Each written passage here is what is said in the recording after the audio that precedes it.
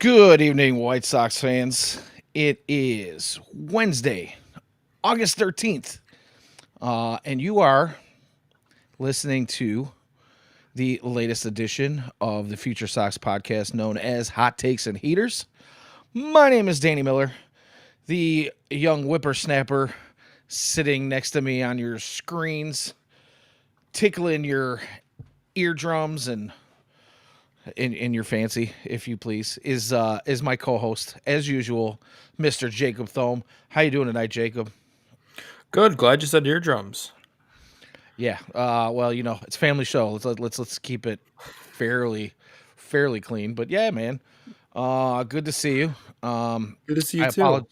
Yeah. Yeah. I apologize if my eyes are a little red and I'm a little out of it. Just within the last few moments here before we started. My wife and I had to make the decision to say goodbye to one of our furry friends here in the next couple of days. So it's Sorry to hear that. just in the last few minutes, man, things have kind of happened, and it's unfortunate. But she's old. She's been sick. She's been struggling, and she's going through it. So time to say goodbye. But she was our first dog together. We put down two last year that were about the same age, so she made it a year and a half or so more than the other ones. But yeah, sad time. So she's the dog that's always with me on the show here. Actually, I'm gonna pull this down really quickly. She fell behind the White Sox Yahtzee ball there, but it's my girl Penny. Oh my gosh. She's yeah. She's on the struggle bus, so unfortunately, she kind of gave me the look earlier. Oh, she don't want to stay up. It's kind of the problem she's been having around the house here lately. She gave me the look earlier. I just knew. So, anywho, sorry to start the show off on a bad note, but like I said, just bear with me. I'm a little out of sorts there at the moment. So, anywho, man, other than that, I had a great week since the last time we talked. I don't know if you saw, but I threw some pictures up on the old tweet machine. Spent the day on Saturday with a buddy of mine. He owns a 65-foot yacht, 1965 yacht that refurbished and rehabbed, and he's a mechanic, so he worked on the engines, got it all back together after it sat in dry dock for a long time, and now we've been cruising it for the last few years, and got a chance to hang out with him and spend a day up and down the Chicago River and out on the lakefront and caught some fireworks at Navy Pier. So that was cool. Anything new and exciting with you, brother? Started a new job. Getting onto that. Yeah, I knew that. That's what I was waiting for. On-air job in Decatur. So if you're in the Decatur area or nearby, I'm struggling, by the way. Check it out. It'll be on not 106. They just changed the numbers. 96.3. The Fan, ESPN Radio. So Decatur. So shout out. Good for you. What time? Won't get on the air for a while, but it's kind of how this all goes. But yeah, excited. What's your time slot for the show? I somehow muted you. I don't even know how I did that, but hello. Didn't hear what you just said. I can hear you just fine. No, I hit like the mute button on my computer. Okay. No, I was just asking, what time slot are you on for your Oh, I get to choose. Really? I don't get there till 8 though, so I'm thinking lunch. Thought is either 11 to 2, 11 to 1, but yeah. No. What kind of show are you gonna be doing? Anything. So the nice thing is the show didn't exist before me. I was brought on as like, if you can sell it, you can do it. Hey. So I'm gonna sell it and I'm gonna do it. Dag nabbit. Good for you, man. You excited. If you ever need a guest, man, hit your boy up. I'll have you on. Believe me, I need plenty of guests. So yeah, really quickly, I just want to address the chat. Thanks, guys, for all the thoughts. I appreciate it. It's definitely tough, and yes, as some of you have said, pets are definitely family. Yeah, we got this one when we basically moved in. It was about a year after we moved in together. So yeah, she was our first dog together before we even actually started dating. We were actually just roommates at the time. So Yeah, crazy stuff. But I appreciate all the thoughts, and you know, it means a lot. Um, but I don't want to dwell on it too long. Like I said, I had an emotional moment right before we got on the show. So my eyes might be a little bloodshot because I was definitely shedding some tears, and tough to come to that decision. But sometimes you got to make that call. It's one of those things where you just feel like it's probably best. So, but yeah, we'll deal with it as that time comes. But we do have a best day ever planned for her on Friday. I mean, hopefully we can get her to the sometime at the dog park. She struggles with getting around right now, but we're gonna take her to the dog park one last time and let her go sniff all the old haunts and butts, and when she looks like she can't take that anymore, which probably won't take long. We'll probably do the pup cup and maybe take a ride out by the lake, or maybe even out by the campground in Plainfield area, and let her do her thing there before we say goodbye. So yeah, much appreciated again, guys. I don't again no. This is a White Sox show. Let's move on to some baseball, shall we? But so since we last talked, Jacob, the White Sox have kind of gone on a little bit of a slide, right? They were the hottest team in baseball after the All-Star break. Just looked like world beaters. We're beating, early on we thought, oh, they're just beating some weak opponents, but then, they ran through some really good teams as well. And in the last couple series here have been a little bit tougher. So kind of wanted to talk a little bit about that tonight. And I just wanted to get your thoughts first and foremost on what it is that you maybe have seen in the changes of how things were going when it came out that they were going to attack the fastball more often, and they were putting up a lot of runs. And what do you see in this little bit of a slide that they're having right now? Yeah, I mean the offense just isn't there, right? And I think when it comes down to it, it was going to be a struggle. I mean, everybody kind of saw the ups and downs, and then you lose Chase and you lose Miggy for 10 days on the IL. Um, you know, Colson Montgomery can only carry this team so much. So, um, yeah, it's been tough. I don't know if it's unpredictable though. I mean, I think everybody kind of expected it. They've played three really good teams these last three series. In the Mariners, Guardians, and Tigers. Those are two of those teams are the hottest team, or I should say, the Mariners are the hottest team since the break. Um, Guardians are right up there with them, and the Tigers are still first place team in the AL Central. So, yeah, it's tough. I mean, we'll see what comes around. The pitching staff has still been impressive, in my opinion. I think they've let up some stinkers, and we'll talk about Cannon and some of the other guy for a little bit, but yeah, I think just offensively, I don't think that was sustainable. So kind of back down to earth. We'll see what they can do against a lesser opponent, still a quality opponent in Kansas City here, starting Friday. Yeah, they will be going to Kaufman on Friday for a Kansas City series. And I'm glad you brought up the fact that Chase and Vargas have been down and out of the lineup right now, because honestly, I don't think that the offense has struggled that much, except for maybe the last couple of games where they put up 0 runs today and only 1 run yesterday. But I mean, there's been some games where they put up some runs, still lost, but they weren't putting up the same kind of numbers they were when they had both of those guys in the lineup. And I just wanted to kind of point out a little bit that the chat's getting fun and interesting.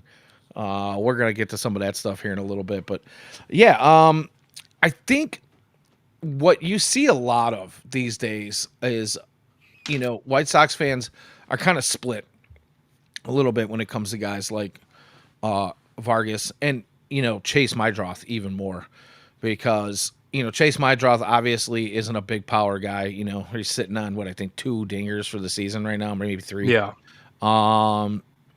He's not gonna hit for a ton of extra base hits, but he finds ways to get on base. He's kind of scrappy, plays solid defense. But the one thing that he does is he's got a great eye. He gets into pitchers counts or hitters counts, excuse me. Even if he's not walking, he puts himself into places where he's seeing more pitches. He's not, allowing pitchers to just get in there, get them out, and get them in and get them done, and get out of an inning where they're not throwing a lot of pitches, which helps get some bullpens. But the thing is I like to think of it like this, for the folks that don't think that he's all that.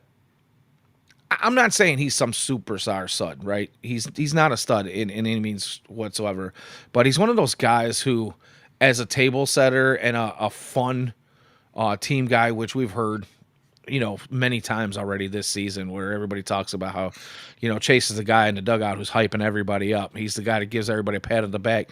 He's out there yelling and screaming and encouraging guys. He's also a guy who, if you look at second basemen across the league, there really aren't a ton of second basemen who are doing big things and big numbers, right?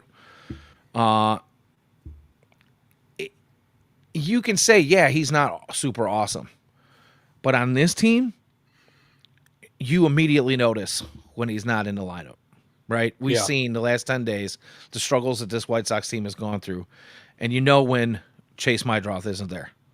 When Miguel Vargas isn't there. Neither one of them are putting up huge monster numbers. Miguel Vargas has improved on his season last year, over the year this year. But when they're not there, it makes a big difference. And that says something to me about, one, chemistry, and two, protection in the lineup. When you got guys that are scrapping and opposing pitchers know it, regardless of what the actual numbers are, and you got guys that are pumping up the dugout and keeping the energy flowing, it's a big deal. So, say what you want about guys like Chase and Miguel, but to this White Sox team, they're huge assets. So I think that was a big part of what we were seeing over the last 10 games or so here, where, they're dropping a bunch of, I would say winnable games that they were in. They weren't really blown out, in most of these games. So I don't know what you feel about that, but I think when you brought those two guys up, that was a huge part of what we've been watching. Yeah, I agree. And I think, the Sox can have an interesting issue with that little Venezuelan guy. Shout out Lenin Sosa, because, it's really hard to keep him a bay right now. It'd be nice if they could figure out a way to just merge Chase Mydroth and Lenin Sosa just together. If you can just take all the strengths of either of them, I think you might have a Hall of the Famer. Sosa power and the Mydroth defense and plate discipline, inability. Yeah. You could just merge those guys. You'd have a great player. That'd be fantastic. But, no, I mean, for Chase, I think, I think a big part of it has just been the emergence of Lenin Sosa, and everybody kind of wondering, all right, is he the, definite future that they have at second base? And that's a question mark, I think, for sure. Where does Lenin profile? I don't know. It's a tough defensive profile. But I mean, I don't think just because you're high on Lenin, you need to be down on Chase. I think both of them can play with a decent amount of playing time, whatever you find a space for those guys. But no, it'll be nice to have Chase back. It'll be, he'll go back to his normal spot at the top of the lineup, or behind Talkman when they normally do it. So, yeah, I mean, it's been a definite notice when he's not in the lineup. You can kind of tell him and Miguel as well. But glad to see at least one of those guys back, and Chase should be back soon. Yeah, it's just, it is what it is. It's difficult to kind of put your finger on one thing at the moment, because as you said, pitching's been fairly solid. But then again, we only have 4 real starting pitchers in the rotation right now, which is kind of forcing the White Sox to do these bullpen games that we've been seeing lately, where we've got starters that are coming out. Yoendris yesterday, and God, who was it the day before? How am I drawing a blank? I thought it was going to be Anderson, and then they switched it out. I still get to start in that one. I know he Uh, pitched. Oh, Pogero. yes, yes. Who? Elvis. Yeah, yeah. And he looked good for the first inning, and then kind of faltered a little bit in the second, and it was tough. But um, yeah. I mean, the thing is when you have injuries on both sides, you're going to lose some games, right?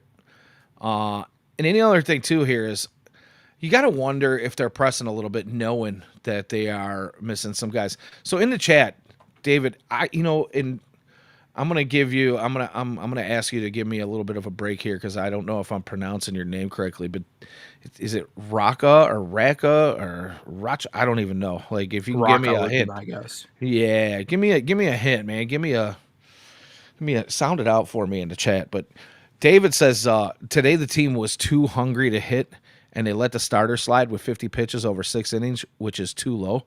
Too much chasing today. They need to get back to controlling the strike zone.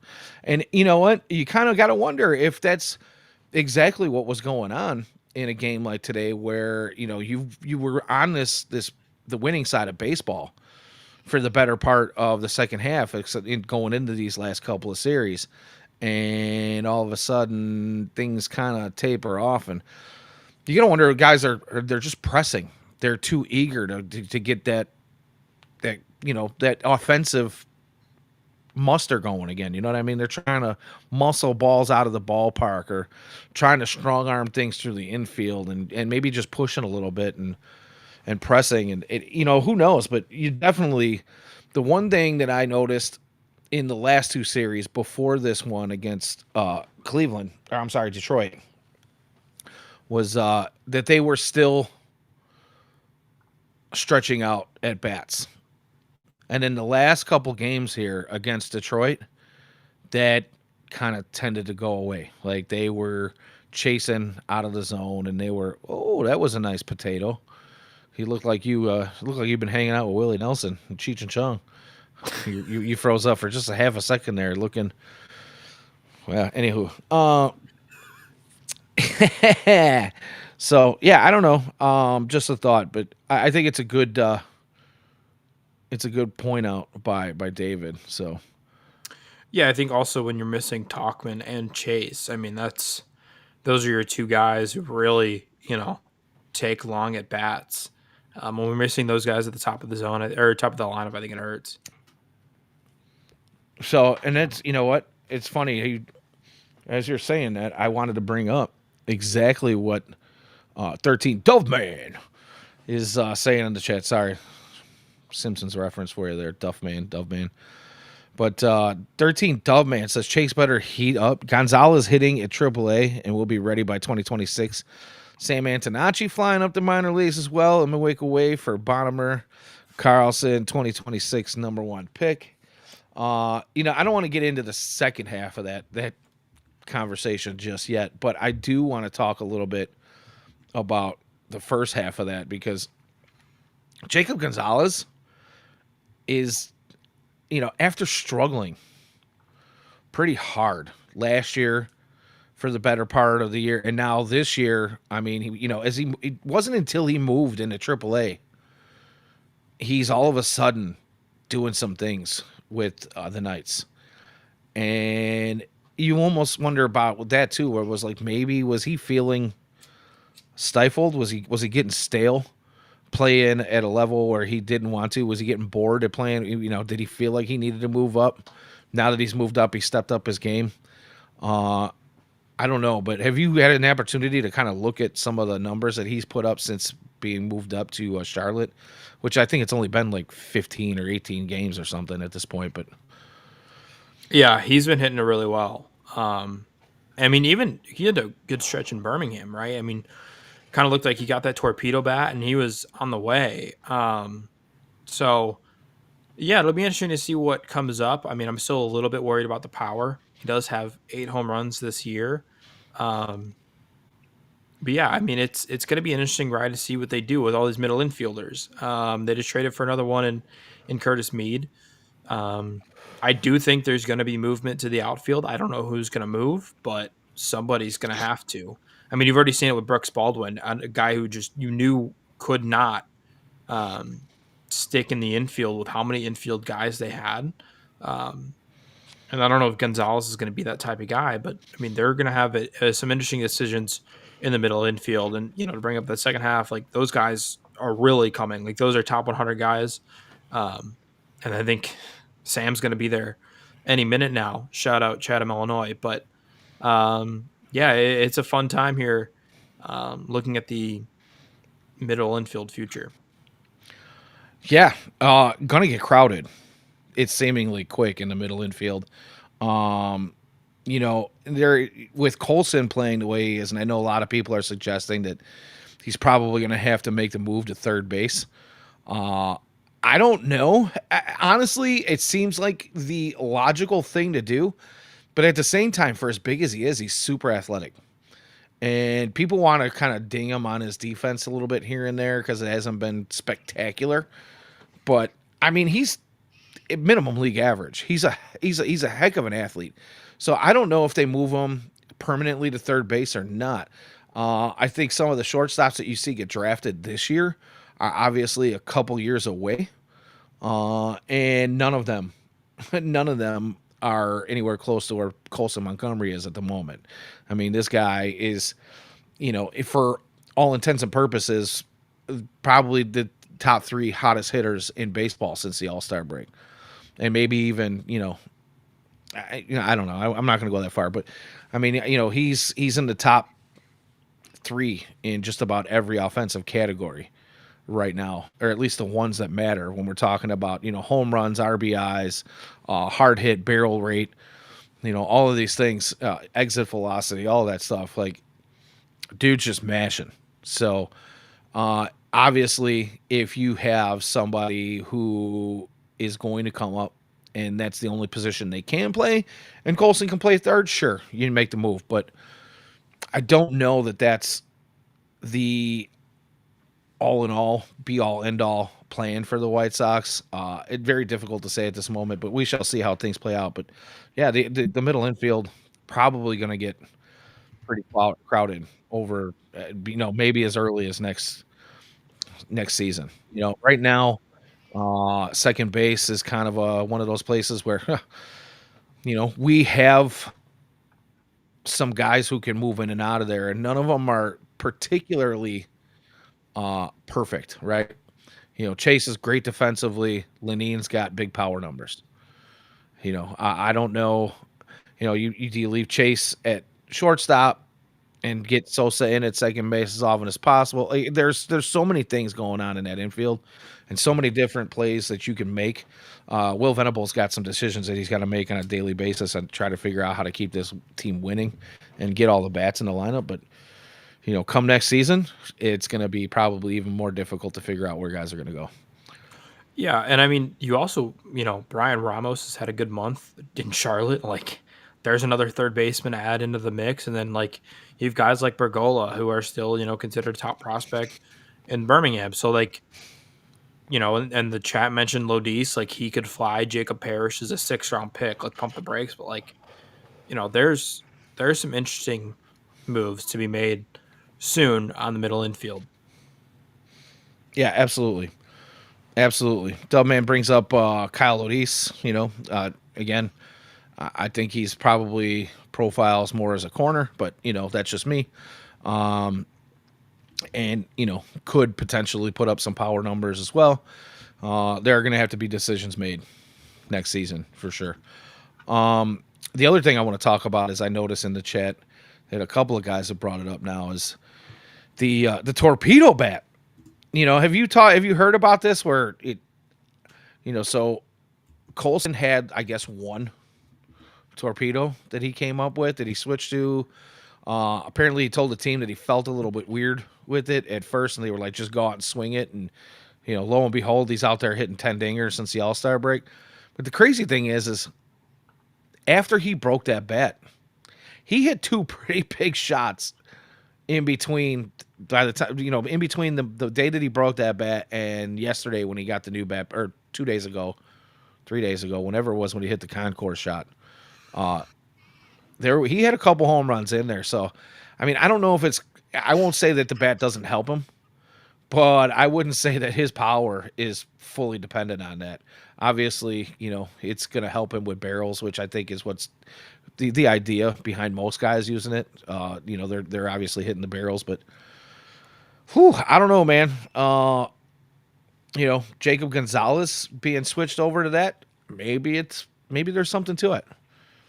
Yeah, I mean, Colson's a fun example to look on Baseball Savant because you can like see the torpedo bat working, or at least the idea behind it. So his launch angle sweet spot, right? So that's his plane through the zone is insane. He's currently in the 95th percentile, but his square up percentile is at like 5. So he's having a really bad issue, like squaring up the ball, but he's through the plane really well. He's just not squaring the ball up on the right side. So I would assume that's what they're trying to do. I mean, it's very clear. Like he's getting beat inside on those breaking pitches. That's where they're moving the barrel down to. And that's where he put one on the concourse with. But yeah, I mean, that's really been the big thing for me is like watching him, take every single mistake to deep right field. I mean, it's been pretty impressive to watch for a young hitter, just making the most out of pitcher mistakes because he has done just that. I mean, he has put some balls deep in right field. Yeah, I mean, I don't really know much about the torpedo bat. I haven't done a lot of homework on it, but the guys that are finding success with it swear by it. So Yeah. And I remember, early on, the beginning of the season, people were like, wow, this is kind of weird. But obviously within the rules, the guy that designed it took the specs directly from the rule books and kind of made some tweaks to, what we all knew as a traditional bat and came out with this bowling pin. And, some guys just don't like it, right? It just doesn't feel right to them. Probably not really made for their swing planes and the way they square up on pitches. But the guys that do, the guys that have the right swing plane and the right they just have the good enough eye to put the sweet part of the bat on the ball more often, and then that's a skill set all in itself, is being able to put the fat part of the bat on the ball as often as possible. So you hear it all the time watching a broadcast. It has to be like, oh, that's a squibber, hit it off the end of the bat, and some guys have a tendency to do that more often than others. Guys, a lot of these are guys that are big power hitters, that can reach out across the plate and go out and get those ones that maybe are not hitter pitches and still do something with it. Guys like Colson, man, he's just got that skill set where he can put the fat part of the barrel on the ball just about any time he wants to. So, yeah, I think it's probably pretty important to his game right now. Yeah, it's been a ride to watch. It's also cool to see. I mean, the Sox having the analytical capacity. And nope, not gonna read. You know what I'm trying to get to. That's not gonna work. The analytical process to recognize that hey, this might work for some of our players, and it's actually coming through. So, shout out Ryan Fuller and the other staff. I know it's not just Ryan Fuller. There's a bunch of analytical staff that have been brought in past off season. Yeah, absolutely. I wanted to just take a second here to kind of go back with some of these stuff in the chat. Tossed, good to see you. We haven't said hello to you yet tonight. One of our regulars in the chat, he says Gonzalez was a bad pick from the beginning, to be honest. And this is one of the few times where I'm not going to agree with Tossed. Usually we're on the same page, but I don't know that if he was a bad pick. I think he's just gone through some struggles. Because if you look at early on, he played pretty well, and obviously it's easy to say when you're down in the A's, low A and high A. Obviously the competition isn't quite as tight when you start moving up the chain and you start going through some issues. The one thing I will say, though, is Birmingham is notoriously difficult to hit. Especially for power. I mean, it's just a big park. The ball doesn't fly really well. So a lot of guys struggle there. If you've got big power while you're in Birmingham, you're probably going to have power just about anywhere else. Although obviously you're only playing half of your games in that park as well. So yeah, I understand why you could say he wasn't a great pick. But then Dubman points out that he was an underslot, which helped us get Walco and Christian Appor. So Christian Opper, I you know what, I always struggle with his name too. We'll figure it out when he gets here. But yeah, I mean, that money saved obviously does help out a little bit, but the thing is his profile has always been higher than what he's shown, at least, the last couple of seasons. And I think now what we're seeing is he's obviously, gotten to AAA where the best of your coaching is probably going to be there right before guys are coming up to the majors. I should say best of the minor league staff is going to be there. Sergio doing his thing down there with the guys and keeping guys motivated. And, it's just, I think you're going to start to see the true Jacob come out. And then, as it was pointed out, he's also switched to the torpedo bat as well. So we'll see how that pans out. But I'm not ready to write him off as a bad signing just yet. And quite frankly, with the middle infield that we have been seeing this year, there's no reason not to give him a shot, at least, in a competition with the guys that are here now and the guys that might have an opportunity next season as well. So, yeah, I'm not ready to pencil him in. I'm not ready to write him off either. So, and then the next question is I guess we can talk a little bit about this, but Toss also brings up a great point. What do you think about Braden Montgomery being moved up to the number one prospect in the system over Noah Schultz? Yeah, I mean, that's tough, right? Because I think Noah's had a disappointing season, but I think Noah's disappointing season is because of things that are out of his control. Like they've taken away his two best pitches, and I'm not calling out MLB pipeline, but like I don't know how deep those guys are going into it.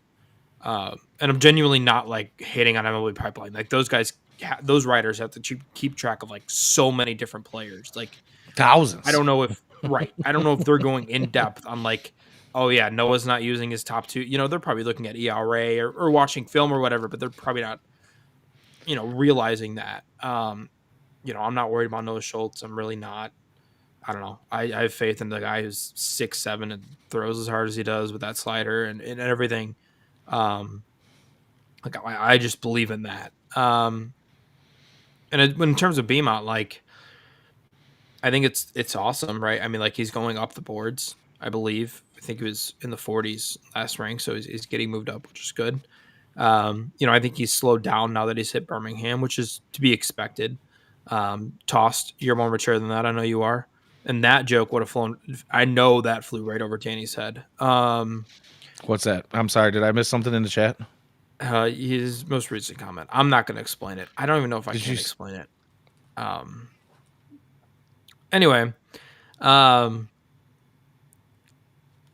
was I? Just going back into it. No, I mean, he's had a disappointing year once he's gotten back into it, right? But I still believe in him. I think he's a 5-tool guy. So, yeah. I would personally rank Noah Schultz higher. I think he's the better player. He's got the higher ceiling, but yeah, not mad at it at all. Yeah. And that's... So here's my thought on it. One, it says a lot about Braden Montgomery, right? And what the so-called experts think of his ability. Because to be able to go past, Schultz and Hagen and do, and perform well enough to where we were in a pitcher-heavy farm system, especially with some of the graduations this year. Now with Colson probably going to lose rookie status here shortly. I mean, you're talking about a guy who is showing out enough to pass up two of the guys who were ranked as some of the top pitchers in baseball in the, at least as prospects are concerned early on this year. Now, granted, both of them have had some some struggles this year, and I think part of that is the White Sox organization is kind of babying them this year. Like you said, they've taken away two of their pitches. They've got them focused on certain things. They're limiting innings for both of them as well. So I don't know how much I put into him passing them up, other than the fact that it just means he's performing, right? And he's showing folks that he is capable of, all the tools that he was expected to have. He's capable of using all of them. So it's definitely a positive. And I don't think it's necessarily a knock on Noah Schultz and Hagen Smith whatsoever. It's just a matter of the way the White Sox and the minor league organizations are using those pitchers right now. And I think a lot of it has to do with one, neither one of those guys have ever gone the length that a minor league season is up until this year. And two, if you look at, we've talked about this in the past, if you look at what's happening throughout the organization and the amount of Tommy Johns that occurred early on this year, a lot of guys are going to be on pitch counts next year. So do we really want to stretch these arms out so much this year that we're going to put ourselves in a bad place next year? And I think you're going to see a handful of these guys in the Arizona League as well. So we might as well limit the innings now. They're going to keep pitching in the fall. You might even see a couple of guys. Now, I don't think it's going to be like, top 5, 6, 7 guys. But you might even see a couple of guys in the winter leagues as well, too. Just kind of get things dialed in. I know some organizations work under the philosophy that the way to keep pitchers healthy is to actually have them throwing almost every day, even if it's just light catch in between, bullpens and, fall and winter league games. And I don't know if the White Sox have adopted that as of recently, but I would guess that a lot of that has to, is there's at least some of that going on when you look at what's happening with the top pitchers in their system right now. So, yeah, I mean, all in all, I guess that was just a long way to say I'm okay with Braden Montgomery working his way up to the number 1 position in the farm system, because it just means he's doing good things. Yeah, right. So speaking of pitching, obviously we've been talking a little bit about this 4-man rotation and what's been going on with the starters. And, we're probably going to stretch the bullpen thin if this continues to happen. So my question to you tonight, Jacob, is how long do you think that continues before they call somebody up or we get somebody back? And who do you think is next in line to get a start that is not already part of the rotation? Or is somebody coming back? My guess would be Martin Perez, who pitched today out of the bullpen. I don't know how he's back. I swear he tore his meniscus, or unless I'm thinking of somebody else. But he had a wicked injury that I had sworn was season ending, and then I'm kind of, I was keeping track of it, and boom, he's back today. So, yeah, I mean, that'd be my guess, because, I mean, I don't know who they have to call up. I know Tanner's mentioned here, but he's still not even in Charlotte. So I don't think he needs to go to Charlotte. I think he's ready. You think they're bringing him up? I don't know if they're bringing him up, but I personally would love to see him get a couple of starts and see what happens. Dude's filthy. He's been pitching lights out. And Tyler Gilbert was the meniscus, by the way. I put myself through that. Davis Martin was a God. What the hell was it? He was an arm injury, wasn't he? Yeah. What did Martin Perez do? Because Martin Perez. Sorry. I'm gonna get on. What the hell? Can't. Oh, flexor strain, which just sounds like Tommy John. I don't know. In my mind, that was Tommy John done for the year. But glad to see he's back. Yeah. So I'm guessing. Yeah, and he only made 2 rehab starts in AAA Charlotte and AA Birmingham. So, like, that's I'm gonna guess that he's gonna pitch out of the bullpen for a little bit before they put him in a starting role because flexor strain. I mean, yeah, that's in the elbow, dude. You got an elbow Right. injury, and like you said, it's one of those things where it feels like, yeah, I don't know. It doesn't feel good. And I think I personally, I don't know, man. I'm on the Tanner McDougal bus. I don't care if he hasn't pitched in. Oh, so Toss says bases loaded, no outs for Braden. I think And Duncan Davitt is another guy to watch. Um, he was a guy I think we were kind of looking at as a guy who potentially was MLB ready after being brought over in the Adrian Hauser deal. As my computer just is whoa, tweaking. breaking. Um, yeah, I'm surprised you guys heard me through that. Um, so yeah, like he makes a lot of sense. Our old friend Mike Clevenger, um, friend, I do not mean literally. Our old enemy, enemy is a better word. I think they're But doing Mike everything they Clevenger can to stay away from him at this point. to I don't know. not bring him up, yeah, Yeah, because honestly, for one, he's not pitching awesome. I mean, he's yeah, been serviceable, but like that's about it. And two, why would you do back to back bullpen games and use a guy like? oh, he's been bad. Oh my god. Yeah, that's what I'm saying. Oh wait, Martin that's the Perez. MLB. Oh, that's MLB. And the thing is like you've there's been opportunity Yeah, to bring him up, and they haven't. So I just feel like he's a body to take up space down in the minor leagues. He's like a last resort agree. kind of guy, I think, at this point. Agree.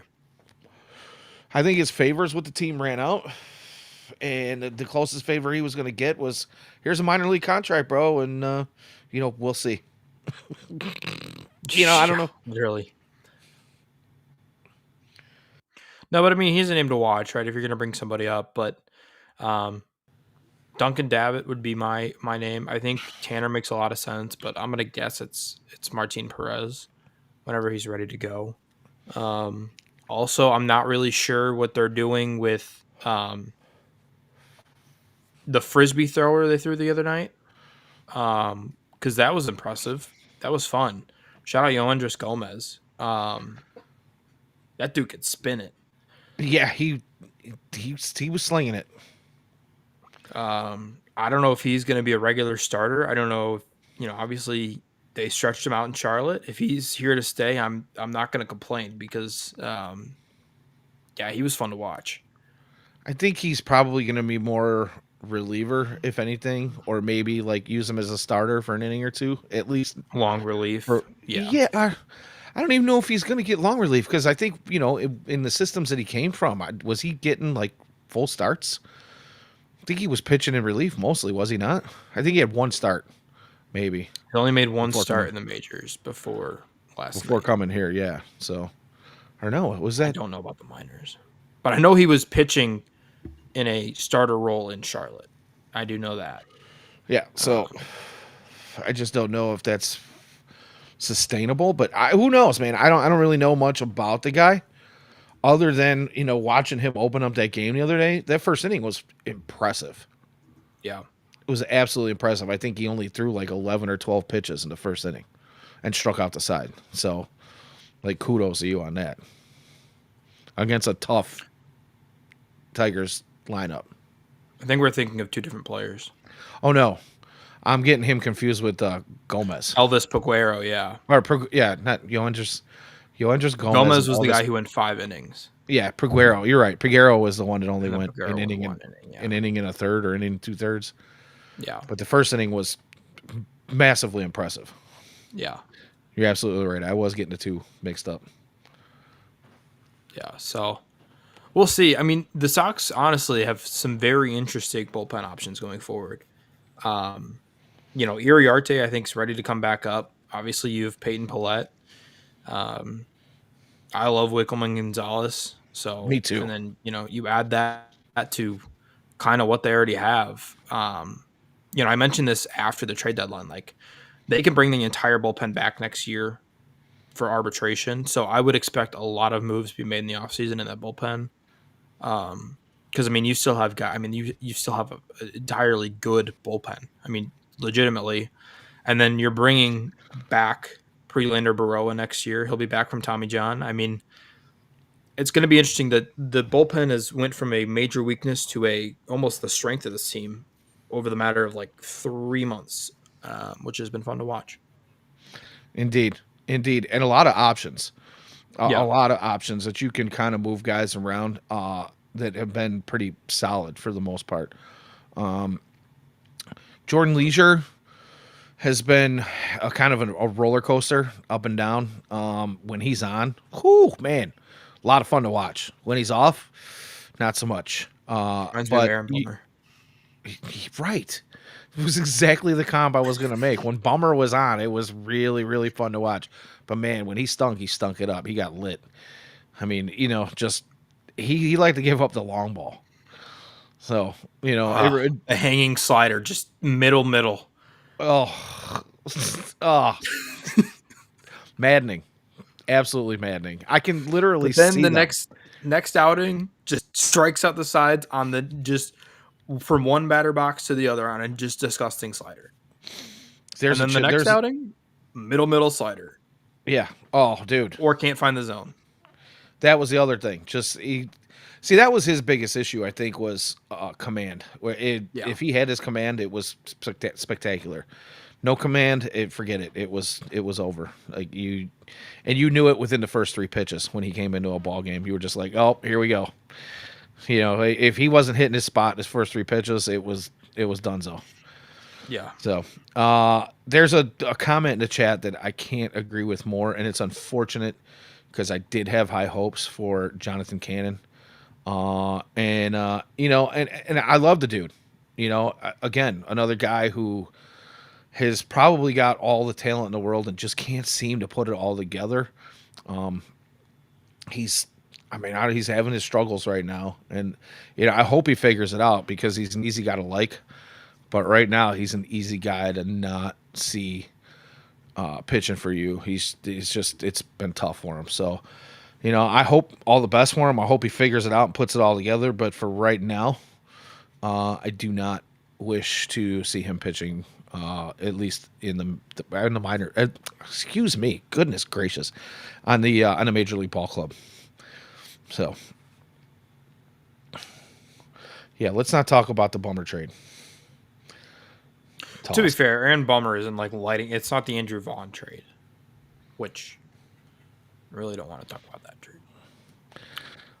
You know what? I don't care about that trade. Honestly, I don't have any issue with it whatsoever. Yeah, I don't either.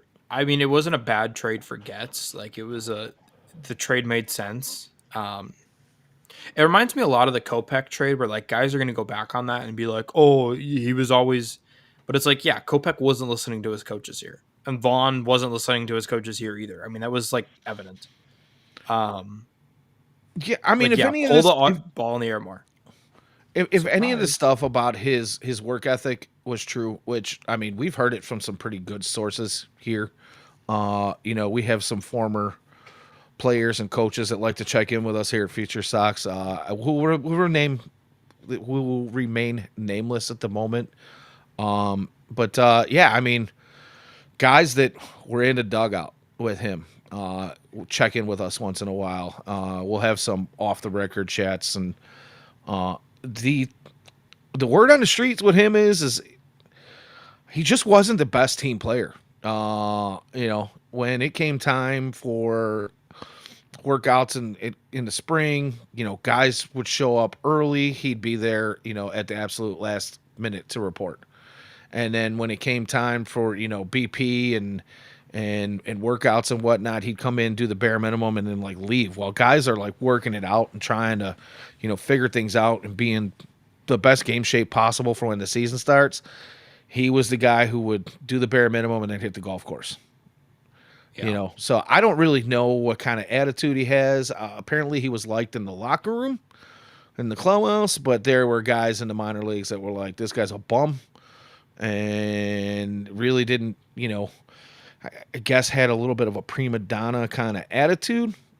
Uh, and for whatever reason, he's finding success in Milwaukee. And the word is they sent him down to their AAA affiliate for a while, and they tweaked his swing. I don't really know, but Ryan Fuller is finding some success with guys here that we were not getting success out of before. So I don't know how much of that is on Andrew Vaughn or how much of it is on the White Sox development team, but whatever it is he's doing in Milwaukee seems to be working for him. But the other thing is since he's been gone, this White Sox team has been producing more. So is there a correlation to that? Maybe it's just coincidence. I don't really know. I don't have an issue with it. Yeah. I don't feel like there was a spot for him here anymore, and that's that. I mean, you let him do what he's doing. No, he was never going to do what he's doing in Milwaukee here. Like, right. Let him do it, and let him be. Go ahead. Listen, some guys just get touched by the voice of Euchre and turn into Jesus. Yeah, no, I agree. I think he was a stud when the Sox picked him up. He had some very limited time in the minor leagues. They brought him up, and maybe maybe it just goes back to them doing him the disservice of playing him in the outfield. Yeah. For a while before giving them the everyday, first base position. Maybe he was just discontented, malcontented, and never really recovered from that. I don't know. I'm happy to see him succeed. Obviously what he's doing is pretty phenomenal. But there just wasn't a place for him here, and I'm not mad about that. Yeah, and somebody brought this up on Twitter, and I don't remember who, and I apologize, but they were like, if you were to trade Andrew Vaughn for Savali, Shane Smith, Adrian Hauser, Tyler Alexander, like all the guys we've gotten from the Brewers, like I think you'd still make that trade. Like we've got some really quality pieces from the Brewers, not through trades, but like just randomly picking off their pile. Yeah, it was Kansas City last year. Yeah, the second half of the year before, and now it's the Brewers. Yeah, so that's a good point. I kind of want to hit on the chat real quick. We were talking about relievers, and 13 Doveman brings up if any of those relief pitchers, if you think this bullpen's going to be as good as it gets, would you trade Grant Taylor for a Mason Miller like package? The answer is yes for me. Like if you're getting a top 5 prospect in baseball back for him, yes. That's tough. And then David, I mean, I would say yes, but at the same time, like, Grant Taylor might be our guy. Agree, but like if you're going to get a top 5, like Jesus Mate, Sebastian Walcott, Weatherholt, like I think those impact hitters. If I can get a Weatherholt, because I wanted them to draft him day one. Like, I wanted him in the draft. I wanted JJ Weatherholt bad. Yeah, that was my guy. Yeah, I mean, I guess. So considering and the way the question in the chat is worded, I would have to say yeah too, honestly, because I do feel like we probably have one or two guys in the system right now who can fill a closer role. The only thing is I think the only way to be able to get a trade package like that to work is you have to sell Grant as a starter. Like, are you going to be able to get that kind of package for him as just a closer reliever type? Well, the whole Mason Miller thing is like they're going to use him. The thought was like Preller's going to turn him back into a starter. Like the Padres are going to move him back into a starter role. That's why he got so much. And I think if you're a team, right, you're like looking and you're like, yeah, you can do the same thing with Grant Taylor. Yeah, I think that's the only way that works is to sell him as a guy who can be a filthy starter for you. But I mean, honestly, if that kind of package comes together for the White Sox and you're Chris Getz, I would say probably 90% of the time you're going to take that deal. Yeah. Especially on a team that needs bats and doesn't want to spend a whole lot of money in free agency. At least it has never wanted to spend a lot of free agent money in the past on a bat. So I don't know if that's going to change now with Ishbia in the picture.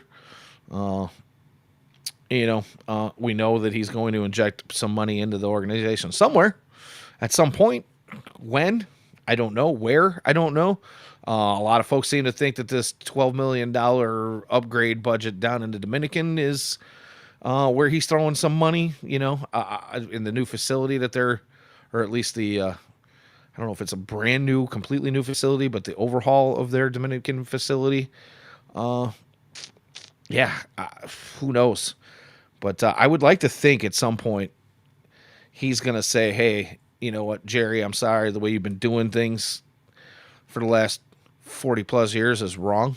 And we need to inject some life into the lineup itself at the MLB club. And I need to protect my investment.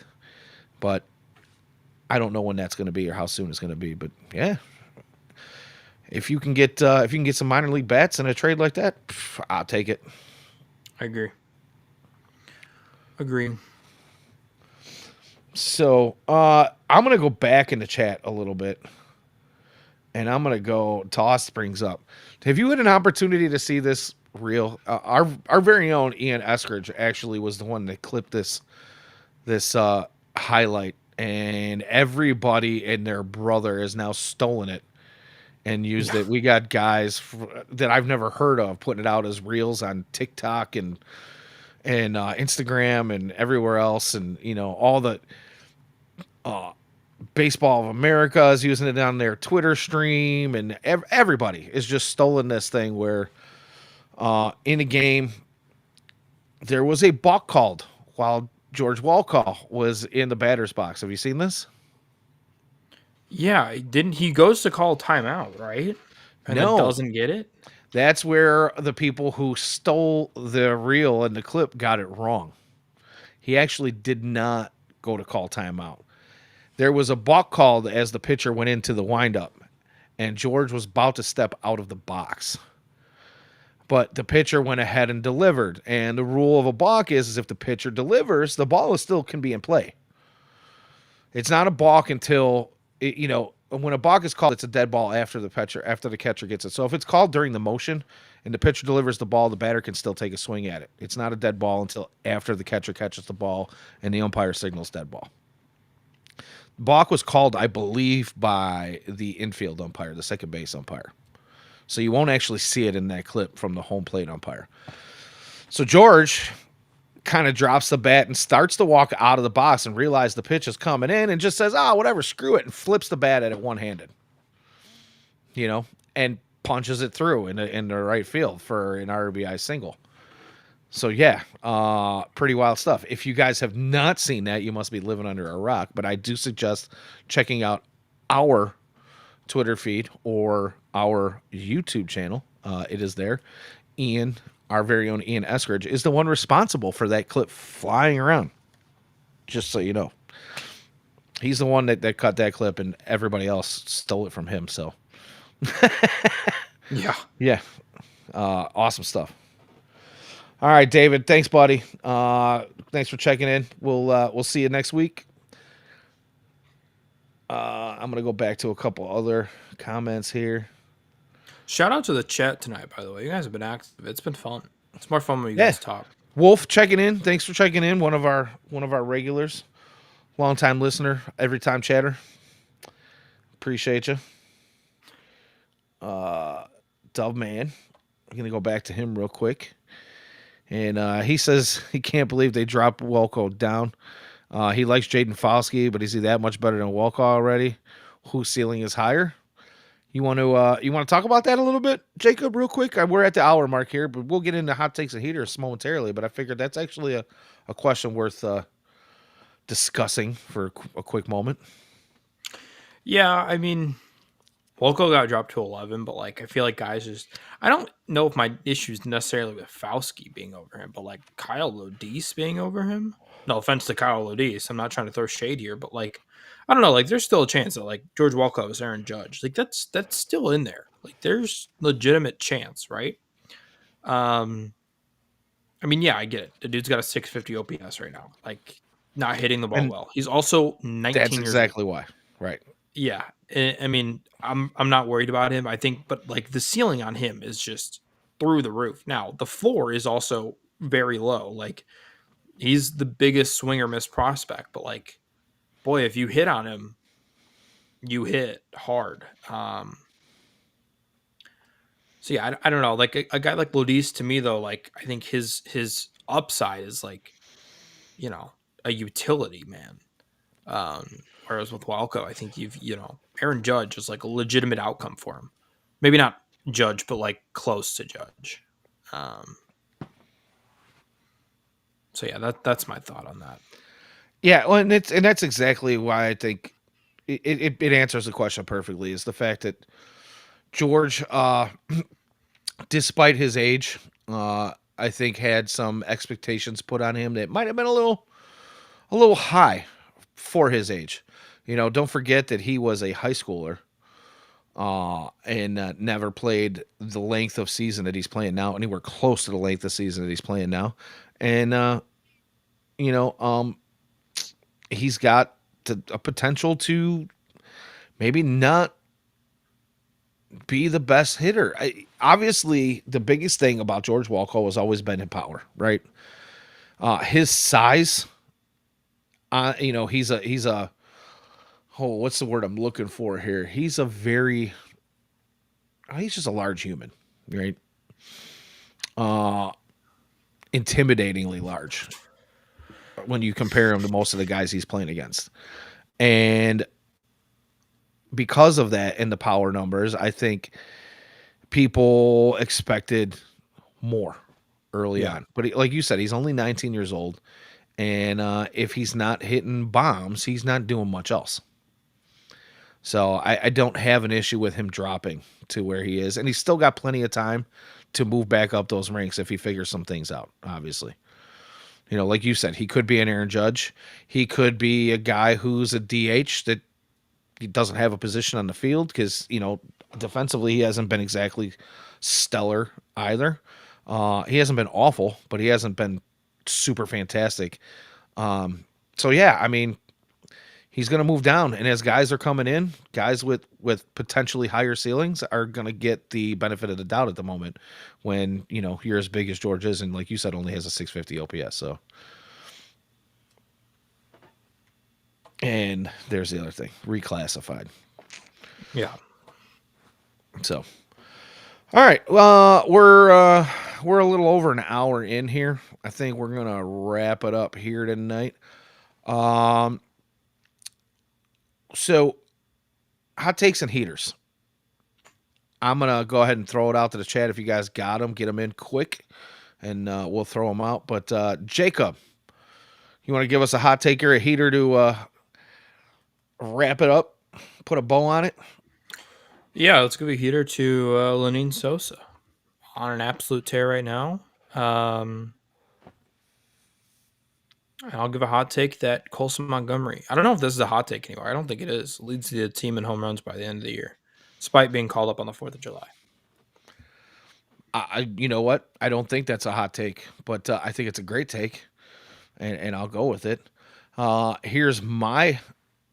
I wouldn't necessarily call it a hot, maybe spicy take, but I believe Colson Montgomery gets to the required at bats and service time to qualify, and has a really good shot at being the AL Rookie of the Year, despite not being called up until early July.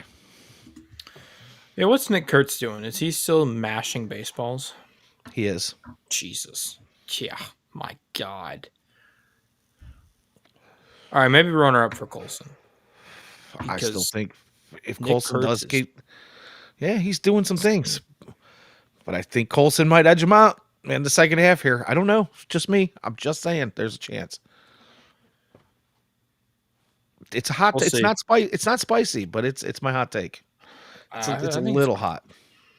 I think it's You think very it's spicy? because Nick Kurtz is. he's crushing. By the it. way, He's- you cannot say that name very fast. Dude's mashing the baseball. He is indeed. Toss, is that a hot take? Because I don't know if that's all that hot. I think we might actually see Sam Antonacci. And we talked about this pre-show about maybe getting into what happens when rosters expand. But it's kind of early. We were going to give our earliest predictions, but we're running a little over here, so I think we'll probably save it the next week as we get a little bit closer to that point anyway. But yeah, I mean, if you guys in the chat want to discuss that and be prepared for it next week, I think we probably will get into early takes and early thoughts on what roster expansion looks like. So, all Shout right, out Charles Perez. Yeah, one last hot take for 13 Dope Man. Hot take: Gerald Perez is Caleb Boniber without all the hype. You know what? I'll take it. I don't know about that, but I mean, Gerald Perez, I think, has an opportunity to rise quickly. And I think the hype will probably come when that happens. still only 20 years old. He is indeed. William Bergoa is a better hitter than Sam Antonacci. Oof. Strongly disagree. I don't know about strongly. I think they could be similar numbers wise. Are we talking strictly hit tool there, or what are we talking? Because Bergoya, well, yeah, I mean the power numbers aren't going to be the same. right. That's for sure. But I don't know. Yeah, I don't know, man. It's definitely something to think about. But all right, I think we're going to leave it there. Unless you got anything else you want to throw out there. All right, buddy. Well, first off, let me say congratulations again to you on the new job. If I'm able to get it, or maybe you can shoot us a link on the old Twitter through FutureSox. It'll be up there. It'll be up there. A radio internet link where we can listen in.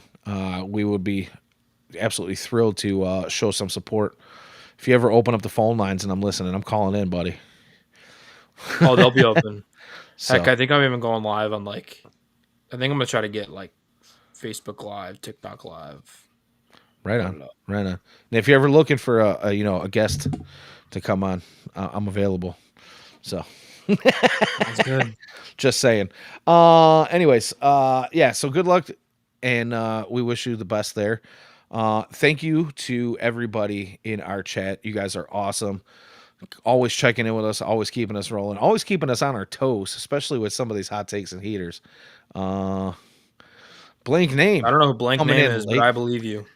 Blank Name. He's been around for a while. We haven't seen him in a little bit, a few weeks here, but Blank Name's been a regular of ours for a couple of years now, and his hot take is he's a better hitter than Jacob Amaya, and that's not hot at all.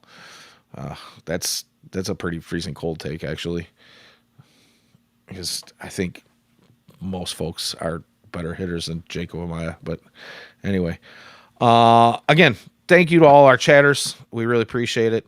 A reminder, if you guys are in the chat with us live and you are enjoying the content, our super chats are open. We will highlight all of your super chats. I think in the future, we're going to come up with some fun ways to do some things with the super chat as well. But any and all super chat donations are appreciated.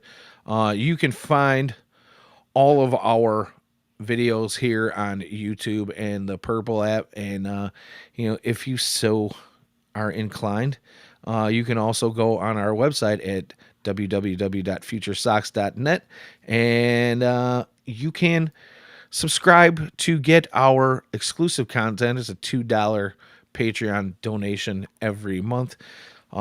Extremely cheap, less than a cup of Starbucks coffee to get the inside scoop. Like I said, we do actually communicate with some so-called experts. The BB, so we got some BB ref guys that check in with us. We got some former players and coaches that check in with us. All good stuff. Our guys are well informed, so that exclusive stuff is well written and well received. And the other thing is you don't want to throw some money at us. That's fine. We understand. Support us by smashing that like button, subscribe, hit that bell to receive notification reminders anytime we or any of our other shows go live. You can find Ian and James on the Future Sox podcast weekly, as well as the roundup with Jeff, Elijah, and not Dylan, not Cease. Pardon me. Those It is guys Dylan. are. It is Dylan. It is Dylan, but it's not Cease. So yeah, you guys can check them out as well. Again, we appreciate you.